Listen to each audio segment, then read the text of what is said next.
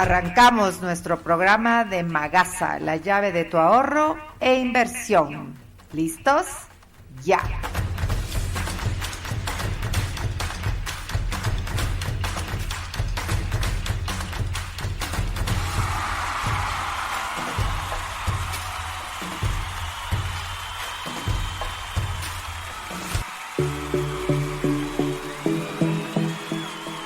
Hola, hola, qué gusto estar con ustedes una vez más en nuestro programa de Magasa, la llave de tu ahorro e inversión.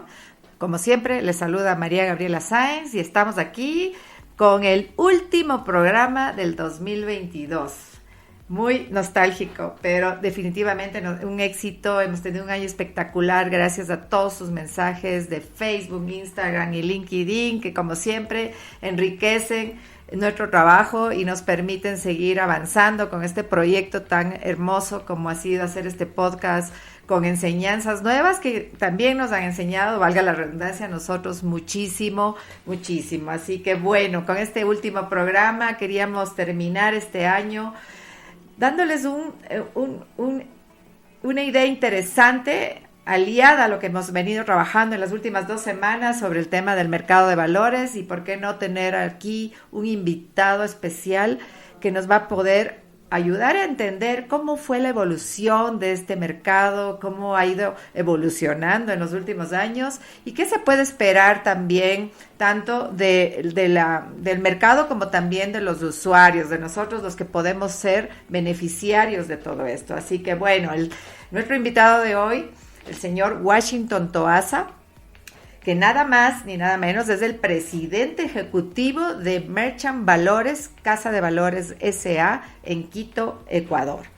¿Qué podemos decir acerca de Washington? Bueno, él se vinculó a Merchant Valores en el año 2007 como gerente de negocios y participando en proyectos de banca de inversión. Anteriormente fue asesor de las intendencias de mercado de valores de Quito y Guayaquil, parte de la Superintendencia de Compañías del Ecuador, representante del Ecuador en las negociaciones del trabajo de libre comercio con Estados Unidos para los capítulos de inversión y el de servicios financieros.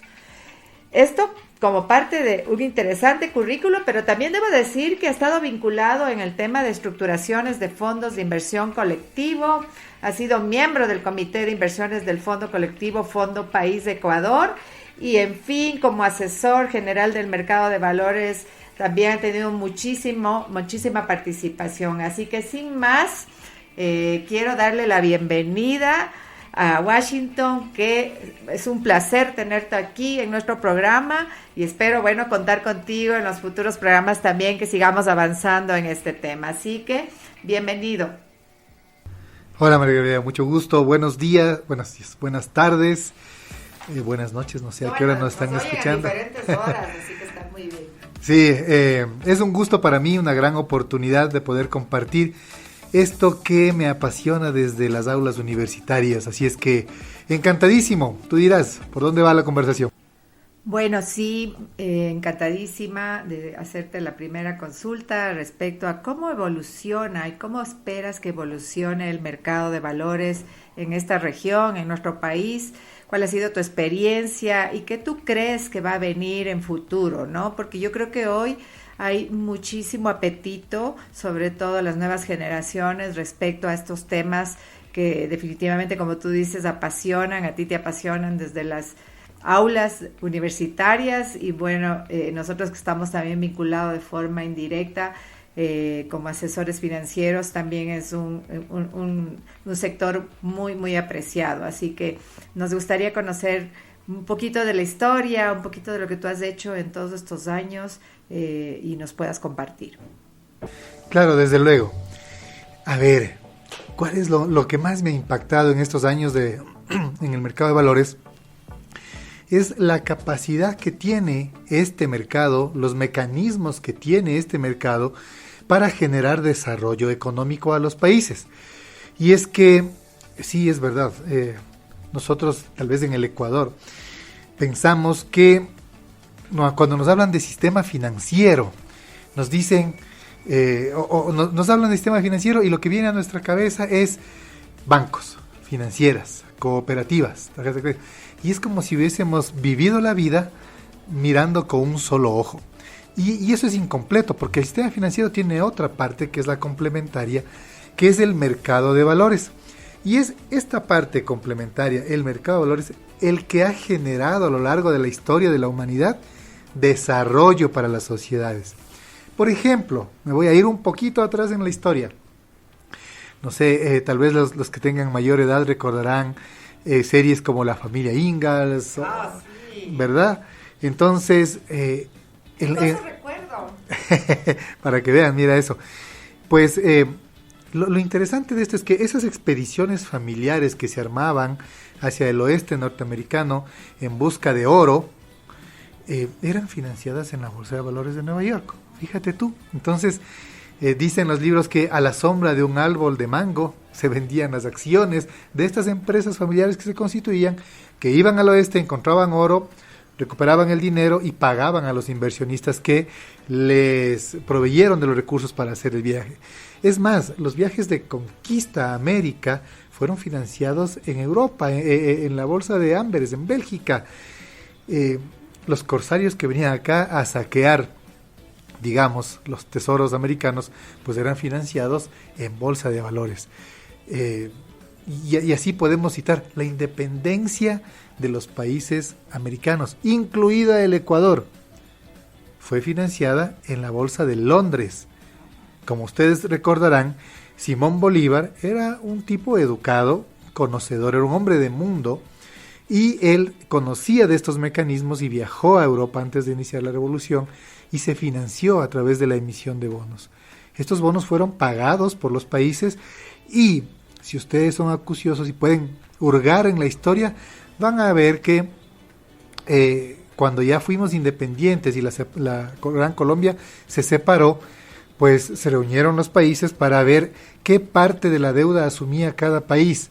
Y la historia cuenta que el Ecuador no mandó un delegado y por eso nos tocó una cantidad sustanciosa para pagar.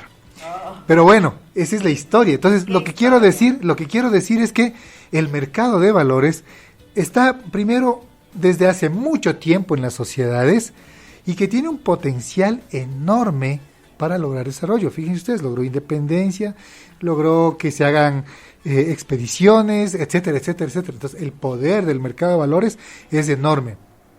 Actualmente, ¿en qué se refleja ese poder? En la capacidad de financiar proyectos, empresas, ¿ya? Acuérdense ustedes que, me imagino que ya vimos esto en el podcast, ¿verdad?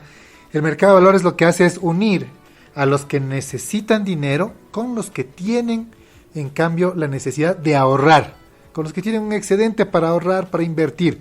Entonces, en el mercado se conectan directamente y usted podría, si es que está en el lado inversionista, financiar proyectos, podría financiar hidroeléctricas, nuevas plantaciones de teca, podría financiar el proyecto que a usted le parezca a través de invertir en estos proyectos que se traducen finalmente en títulos, valores que se negocian en la bolsa.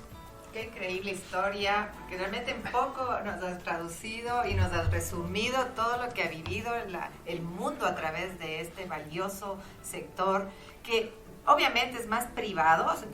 Obviamente los gobiernos han sido los iniciadores, pero al final del día era el sector privado el que impulsaba todo esto, ¿no? Y sigue siendo ahora el movimiento más grande que hay en el mundo. O sea, el mercado de valores de las casas más grandes del mundo en muchas industrias, ¿no? En nuestros mercados latinoamericanos, que como vemos podemos financiar muchos proyectos a través de eso, todavía son limitados. O sea, tenemos una industria muy pequeña todavía, pero con un gran potencial a largo plazo de poder seguir constituyendo un valor importante de crecimiento individual, institucional, y por qué no digamos los mismos gobiernos poder juntar toda esa fuerza, ¿no? ¿Con qué? ¿Me puedes decir leyes con mejores oportunidades para la misma empresa privada? ¿Qué es lo que podría ayudar a que esto pase? A ver, yo creo que hay varios factores y dependen de varios actores también. El Estado siempre, en cualquier mercado, es determinante para su desarrollo. Y demos por descontado tener una ley que permita, que sea pro mercado, ¿ya? Partamos de que tenemos una ley pro mercado. también se necesita decisiones prácticas como la siguiente. Cuando uno va al mercado, una de las ventajas que tiene es que uno puede escoger entre lo que le ofrecen, ¿verdad? Si uno va al mercado mayorista a comprar papas, uno puede escoger entre todas las papas que están ahí y escoger el mejor precio, la mejor calidad. El mercado de valores no es una cosa diferente. Cambia porque transa títulos que representan dinero, pero es todo. Y es justamente ahí donde requerimos decisiones del gobierno. Les voy a poner un ejemplo. Hay que estandarizar los títulos valores. ¿Y por dónde se empieza la estandarización de los títulos valores? Por los títulos que emite el Estado, es decir, por los bonos del Estado. Puede sonar raro esto de estandarización, pero ¿qué es realmente lo que estamos diciendo? Que los títulos que emite el Estado, todos deberían tener una misma fecha de emisión, deberían considerar plazos homogéneos o por lo menos años iguales. Les cuento que hay bonos que están emitidos con 365 días, con años de 365 días, otros considerando años de 360 días. Unos que se calculan los intereses con base 30-360 y otros con base 30-365. O sea, no hay una igualdad, o sea, que tú digas como hay en los países desarrollados, o sea, hay el bono a 5 años, el bono a 10 años... No existe todavía. Y eso en la práctica hace que, por ejemplo, si tú me preguntas a mí, ¿cómo está el valor de la deuda ecuatoriana? A tal fecha. Y yo te digo, bueno, ¿de cuál deuda? Ok, de tantas que hay. Porque tenemos una variedad infinita. Uh-huh. Fíjense ustedes que para calcular el vector de precios es una herramienta que se utiliza para valorar todos los días los portafolios de inversión de las personas o de los fondos.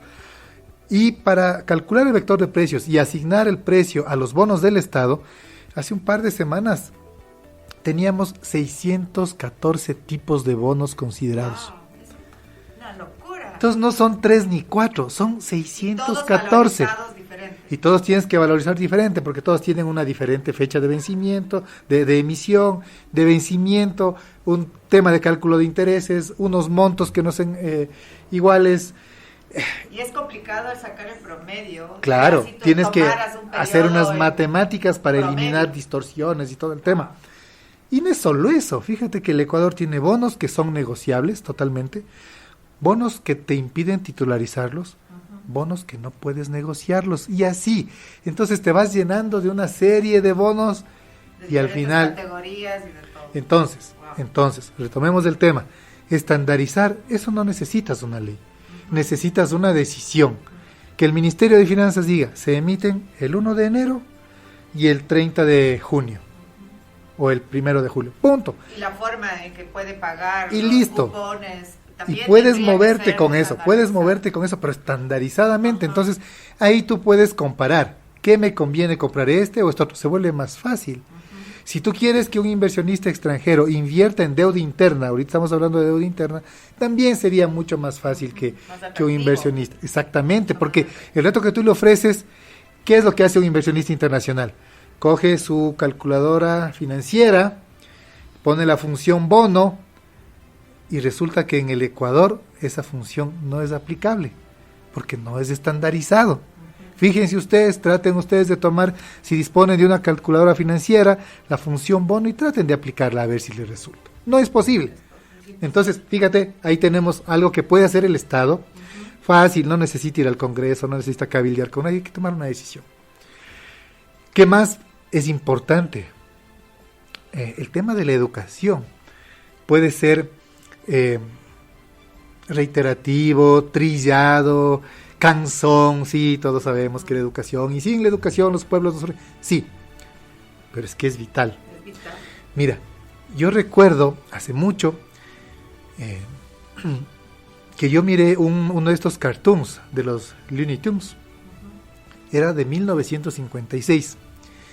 Se trata de un episodio en el que Silvestre hereda una fortuna. Elmer es el albacea e impide que Silvestre se gaste la plata porque Silvestre quería irse a farrear con los gatos del callejón. Entonces, por todos los medios trataba él de robarse la plata e irse a gastar, porque era su herencia, lo consideraba él. Entonces, ya harto Elmer de que no podía convencerlo de que primero lo escuche, le dice, verás, te voy a poner un video, una película, tú miras eso y luego decides. Y está, lo podemos encontrar en YouTube. Y entonces, lo sienta Silvestre, y Silvestre mira un video en el que, ¿a dónde va el dinero de un ahorrista? Va al mercado de valores. En el mercado de valores compra acciones, financia empresas, las empresas crecen, dan empleo, venden más, generan nuevas empresas. Y entonces se genera un círculo virtuosísimo. Y entonces Elmer le dice, mira, si después de haber visto esto, tú todavía quieres irte a farrear la plata, pues ya no tengo nada que hacer. Y le entrega el maletín. Ajá. Silvestre, presuroso, coge la maleta y sale corriendo a la ventana a verles a sus amigos. Pero resulta que los amigos también vieron el video escondidos tras una cortina. Y entonces el rato que él quiere irse a gastar la plata, le dicen, oye, Silvestre, ¿qué te pasa? Estás loco. ¿Quieres acabar con el país? Anda, ve, devuelve esa plata, tienes que invertir. Así educan a los niños en esas economías. Estoy hablándote de 1956. ¡Qué historia! ¿Ya? Entonces, yo decía al inicio de nuestra conversación, en el Ecuador hemos vivido como que vemos la vida con un solo ojo, ¿no es cierto? Y es porque nos falta educación, porque no hemos tenido la capacidad de ver que hay dos mundos. Tal vez si miráramos que hay dos mundos, le tendríamos menos miedo. Sí, y eso te iba a decir, mucho, bueno, el tema del miedo viene por la desinformación o la no información que existe. Desconocimiento, claro. Desconocimiento que existe de estos temas.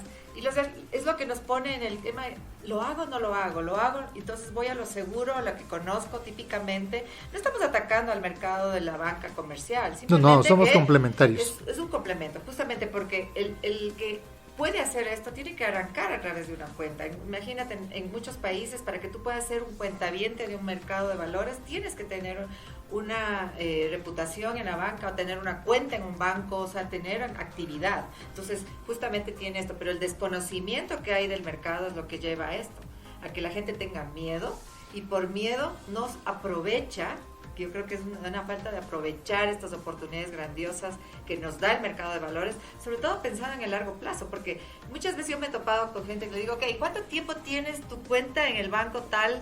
Ajá. Y ya tienen 5, 10, muchos años, además se jactan de tener muchos años su cuenta ahí, y cuando les hablamos del mercado de valores a largo plazo se asustan. Claro. ¿Por qué crees que es eso? ¿Es la diferencia entre qué? Es el desconocimiento, el desconocer las bondades. Ajá. Nosotros aquí recibimos clientes individuales, personales. Y eso nos expone a situaciones de familia. Y una de las cosas más recurrentes es personas jóvenes, a veces con niños pequeños, que han oído y que quieren saber cómo ahorrar aquí porque les interesa la universidad de sus hijos. Uh-huh. Y para esos efectos no hay nada mejor que el mercado de valores. Por supuesto. O sea, el multiplicador. Tú vienes al mercado cuando tus hijos son pequeños y te compras una cantidad de acciones pequeña, la que puedas en ese momento. Uh-huh. Y ahorras en acciones a largo plazo y te aseguro que cuando tu hijo vaya a la universidad vas a tener un fondo muy importante para hacer frente a esa obligación. Pero tú crees que hoy también, yo creo que las nuevas generaciones tienen mucho más ambición de conocer sobre esto, o sea, contando de hace 20 años acá, o sea, un joven que hace 20 sí. años nació en un país con esta dificultad de educación. Creo que hoy, después de 20 años con el mundo tan globalizado de información, tiene mucho más apetito por saber sobre estos temas. Yo hace no mucho, ¿qué serán? Unos 4 o 5 años, justo la Bolsa de Valores en el Ecuador hizo una feria, no sé si recuerdas, claro. que estuvo repleta de gente que quería saber cómo funcionaba y gracias a esa feria hubieron talleres que incluyeron a la gente para que aprendiera qué era una acción, qué es un bono, qué es un fondo y conocer cuáles son los participantes en esto. O sea, claro, y cómo puedes interactuar valores, ahí en ese medio. Cómo actúan, entonces yo creo que hay mucho más afición por esto, o sea, de lo que había hace algunos años, aunque todavía existe el miedo. A ver, pero creo coincido contigo en que hay mucha afición, mucho interés.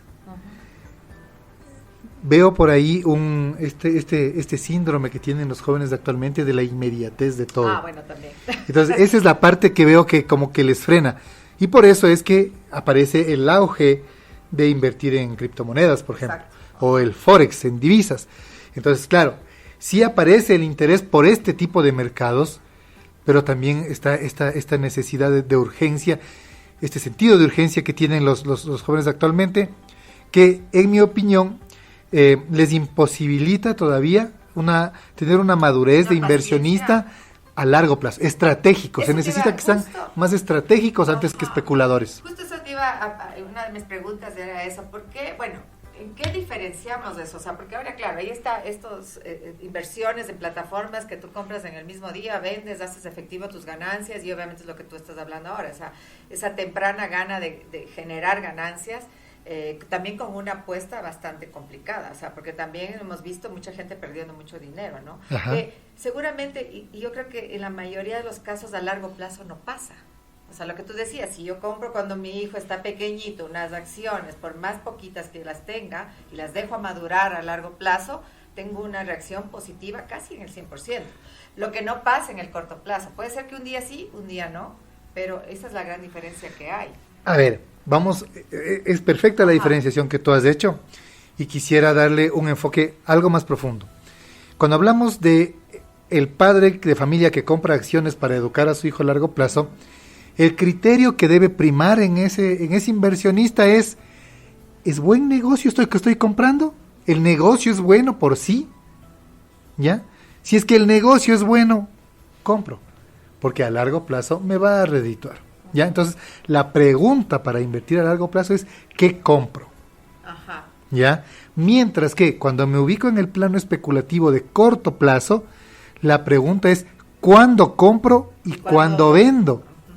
Sí, son dos esquemas distintos de pensamiento y de toma de decisión. Entonces, si hablamos estratégicamente es ¿qué es bueno, qué es malo, qué está barato, qué está caro? Es que a largo plazo lo otro también simplemente valoras y también estudias un poquito más cuál va a ser la trayectoria de una compañía a largo plazo. Ves los fundamentales de la empresa. A diferencia del que tú compras a corto plazo, porque no estás tomando mayor riesgo, digamos, en el que, bueno, si mañana pasado no pasa nada con esa compañía, no me voy a afectar, entre comillas. Claro. Pero a largo plazo, en cambio, te da el tiempo para poder facultar, pero lo que tú dices, el fundamento, el valor de la compañía, que de verdad hoy tiene muchísimo, valga la redundancia, valor eficiente en el largo plazo. O sea, ¿a dónde va esa compañía? ¿Cómo va a crecer? ¿Cuáles son sus próximos proyectos? O sea, así es. Y así es donde se debe valorizar. Así es. ¿Sí? En la otra orilla estaríamos entonces en el ámbito, como decía yo, especulativo. ¿Cuándo compro? ¿Cuándo vendo?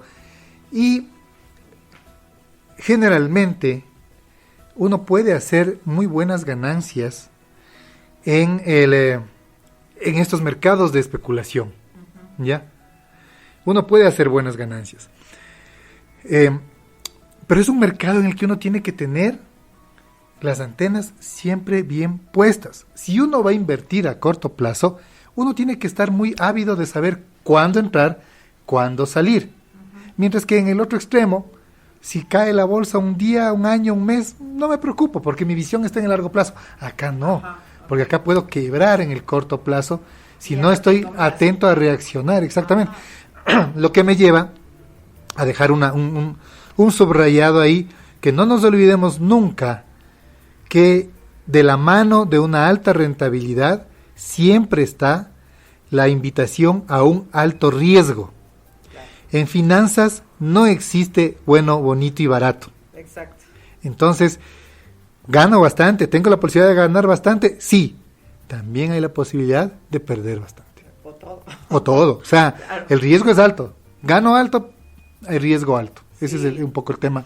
Que hay que tener siempre claridad y eso se cumple aquí en China. O sea, así es. No nos dejemos a veces encantar por cantos de sirena. Sí, es que hay mucha información también de esta que no decimos que sea mala ni buena, no estamos para calificar esto, pero yo sí creo que es importante, más allá de educarme en lo que significa este tipo de alternativas, es cuánto riesgo estoy tomando yo cuando invierto y en qué tipo de compañías, sectores, o sea, hay una infinidad de cosas. Tomar decisiones informadas. Exactamente, y a eso iba. Yo creo que el mercado de valores, claro, está ahí. pero ¿qué tanta posibilidad tienes de encontrar un asesor que no conozca? O sea, que te diga, ok, ¿cuál es el mercado que está estudiando? O sea, cada casa de valores va a tener una oportunidad de poder asesorar a la gente, de poder decirle, ok, esto es lo que sí tiene valor, esto es más especulativo, esto es menos especulativo. ¿Cómo estás viendo ahora el mercado, sobre todo en Ecuador, que estamos contigo aquí hablando de particularmente como nuestro país enfocado? ¿Cómo ves esto? O sea, porque yo creo que detrás de esto debería haber esta asesoría. Como que te compromete, pero al mismo tiempo tienes esa sensación de que sí le estás ayudando a las personas a elegir mejor. Claro, a ver, todo siempre enmarcado en el ámbito de la ley. ¿Por qué digo esto? Porque nuestro rol es el de intermediar entre el que tiene y el que necesita, ¿verdad? Y parte de ese rol para hacer bien este trabajo de intermediación es asesorar bien, informar de manera completa, para que el inversionista pueda tomar una decisión inteligente, informada. Entonces, sobre eso, la buena noticia es que a lo largo, la primera ley de mercado de valores como tal, en el Ecuador apareció en el 93, y a partir de eso, este mercado se ha ido profesionalizando gradualmente. Actualmente somos, me parece, 32 casas de valores en el país, muy profesionales, muy buenas, enfocadas a diferentes nichos del mercado, tanto a nivel de buscar financiamiento para empresas como de tipo de clientes. De tal manera que las casas de valores sí tenemos la capacidad de prestar este tipo de asesoría y de información. Y adicionalmente, conozco, por ejemplo, que la Bolsa de Valores de Quito hace una estupenda labor desde hace muchísimo tiempo, desde cuando trabajaba yo ahí, en divulgación, en temas de divulgación del mercado de valores. Hay un juego que simula incluso una rueda de bolsa, etcétera. Estaba en el taller con ellos. Entonces, justamente, tal vez eso lo que falta es un poco de difusión, pero existen las herramientas. Entonces, el que tiene deseo de aprender, las puertas están abiertas de este mercado. Ya te digo, las casas de valores tienen personal muy capacitado, muy profesional. Y aquí es donde entra la parte que me encanta. O sea, sí, queremos tener asesoría y estamos claros de que a eso va, ¿no? Pero también son partícipes también los que compran. O sea, el comprador, el que dice, ok, yo estoy dispuesto, quiero aprender, quiero comprar, quiero hacer patrimonio a través de esto a largo plazo, también tiene una coparticipación total. O sea, son responsables, como yo siempre les digo a mis clientes, o sea, el que compra una acción de una compañía, la que sea, o de las compañías, es dueño de los buenos momentos y de los malos momentos. Desde luego. Porque eres dueño de una partecita mínima de esa compañía.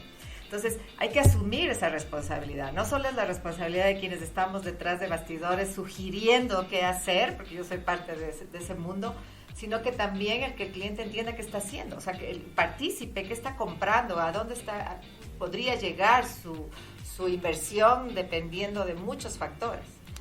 Pero esa es la parte que te hablabas al principio, la educación. Así es. ¿Puedo utilizar un viejo adagio? Claro, lo que quieras. Mi abuelo decía, tanta culpa tiene el que mata la vaca como el que le aguanta la pata. Muy bueno. Entonces, claro, esto es una responsabilidad compartida. Y es que uno, si está en el punto de inversionista, uno tiene que ser responsable con la decisión que está tomando. Y si le falta información, pues no tome todavía la decisión hasta que esté satisfecho, claro, y sepa diáfanamente los riesgos que implica su inversión, así como los beneficios. Y si está del otro lado, hablemos un ratito para las empresas. Si las empresas están del otro lado buscando financiamiento, también la obligación es transparencia. No se requiere ser una empresa gigantesca, porque no hay muchas en el Ecuador. Se requiere ser una empresa organizada, transparente, que pueda ofrecer garantías de una buena conducción, garantía de que el proyecto esté en buenas manos, de que la inversión de alguien que confía en ellos esté en buenas manos. Entonces, son las responsabilidades que los participantes de este mercado, todos tenemos que asumirlo. En un mundo en el que el tema de los derechos está así como por todos lados nos llueve, ¿no es cierto? Claro, todo el mundo nos habla de los derechos y se vulneran los derechos y me vulneran. Ya, pero también debemos ser conscientes de que todos los que estamos involucrados, en este caso en el mercado de valores, tenemos obligaciones, responsabilidades que cumplir. Claro, claro, claro. Yo creo que en cualquier inversión. Desde Yo luego. digo que así vayas a un banco comercial a poner tu dinero, tienes que entender cómo es que funciona. O sea, a ver, ¿cómo hago? A ver, yo pongo un dinero aquí, ¿por dónde me pagan? ¿Por qué me pagan dinero por colocar dinero? O sea, nada es gratis, como digo yo también, como un refrán. O sea, nada es gratis en esta vida. Todo tiene un precio. Todo tiene un precio. Así es. Obviamente, en la banca de inversión que yo le llamo, banca de valores, es diferente. Uh-huh.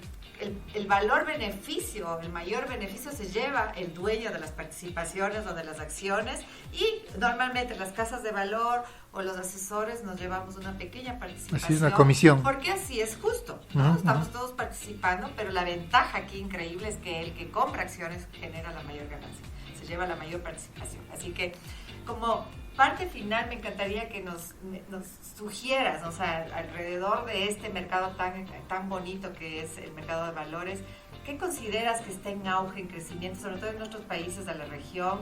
¿Hacia dónde estamos yendo en crecimiento institucional, de estados? No sé cómo vaya, porque está complicado Latinoamérica a nivel político, pero a nivel privado, ¿cómo le ves? A ver, a nivel latinoamericano yo veo una importante tendencia a expandirse conjuntamente, y ahí tienes tú esta iniciativa de Amerca, que junta varias bolsas de valores, varios mercados, ¿no es cierto? Y que eso es una señal de que nos damos cuenta que tenemos que juntarnos para ampliar la capacidad de inversión y de financiamiento entre los diferentes mercados. Nosotros todavía estamos de observadores en ese proceso, todavía no participamos de lleno. Básicamente, más allá, entiendo yo que por regulaciones legales, por un tema de compatibilidad de nuestros sistemas de compensación y liquidación, ¿ya? Pero la tendencia es para allá. O sea, lo que nosotros deberíamos ponernos es la meta de, bueno, juntémonos con esos señores y cuándo, ¿no? Y cuando las instituciones, que eso no es cuestión solo de las bolsas de valores, ni de las casas de valores, hay otros actores que también son importantes para lograr eso. Pero si esa es la vía, hay que darle. ¿Qué veo yo? Hay un producto que a mí me encanta y que veo que, bueno, lo tienen ya mucho más desarrollado Colombia, por ejemplo, todo el sistema vial de Colombia es hecho en base a titularizaciones. En el Ecuador tuvimos un auge importante de titularizaciones, pero luego, por malentendimientos de cómo funciona el mecanismo, por estos miedos que se producen por desconocimiento, la figura perdió impulso. Pero este es un mecanismo tremendamente fuerte, poderoso, para poder financiar proyectos grandes, de largo plazo. Entonces, si bien en el Ecuador tenemos ahora un mercado de títulos privados, de los, por ejemplo, los de giro ordinario, los bancos, la emisión de deuda de las empresas, tanto de corto plazo como de largo plazo, a mí el mecanismo que me encanta y me enamora es la titularización, porque ese es un traje a la medida de los proyectos, con una capacidad de generar financiamiento a largo plazo y con el riesgo muy controlado, con el riesgo muy aislado. Entonces, yo creo que deberíamos, más bien de hacia dónde va, yo creo que el cerebro, tanto de las empresas ecuatorianas del lado que necesita financiamiento, como de los inversionistas, podría ver en este mecanismo una interesante fuente de ahorro para unos y de financiamiento para otros. Y en este punto, ¿cómo le ves al tema, la oferta y la demanda? ¿Cómo ves? O sea, el mercado está ofertando más que lo que la demanda que faltan hay papeles público, en el mercado. Faltan papeles en el mercado, claro. Estamos escasos de títulos en el mercado, ¿ya? Y hay que saber, ¿no es cierto? ¿Qué título es lo que quiere el mercado? Entonces, sí, puedes tener unas titularizaciones chéveres. Yo hace poquito iba a sacar una, pero que el proyecto, por su naturaleza, te daba un periodo de recuperación muy largo, 12 años. Era el proyecto. Es que no puedes acortar ese plazo artificialmente, porque entonces caerías en defaults. Y eso es lo que toma el proyecto. El proyecto tomaba ese tiempo. Tiene que darse así. El proyecto tomaba ese tiempo y punto. Entonces, ¿qué pasó? tenemos un ejercicio que se denomina lectura de mercado, por el cual nos reunimos con actores importantes de este mercado, colegas nuestros, potenciales inversionistas, etcétera, y a ellos les preguntamos, mira esta estructura, mira primero el originador, ¿no? ¿Quién está detrás de esto? Este es el proyecto, y con este proyecto hemos hecho esta estructura. ¿Qué te parece? Muy chévere, muy todo, el plazo. Y entonces, ahorita aterrizo a tu respuesta. Por ejemplo, no hay muchos títulos, y los títulos a este momento no deberían ir más allá de 5 años. Si es que quieres, sería ahorita. Ideal sería ya que podamos colocar unos 7 años. O sea, ir poco a poco tratando de buscar el largo plazo. Exactamente. Tiempo, ¿no? ¿Cómo logras eso? Con estabilidad política y económica. Total. Y aquí, el fenómeno de junio de este año fue crítico. El mercado es uno antes y uno después. El dinamismo que teníamos hasta antes de las manifestaciones de junio era uno, y el dinamismo posterior, un dinamismo lacónico, un dinamismo algo moribundo, posterior a eso.